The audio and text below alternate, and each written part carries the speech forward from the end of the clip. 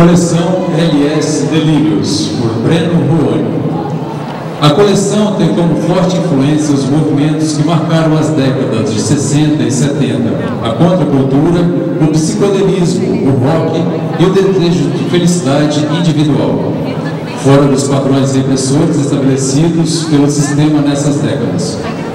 Dentro desse contexto se insere a grande utopia hippie, a construção de paraíso aqui e agora, de paz e amor, e o faça você mesmo, iniciando ousadias como usar camisetas unissex com estampas manuais que estão presentes na coleção.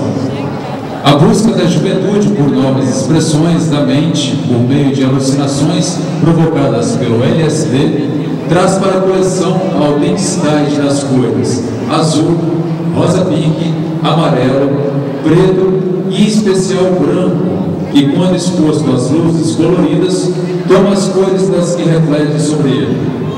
Vibrante de personalidade, a estampa Jogo de Perguntas mostra os dois lados do LSD, gerando um debate sobre o tema.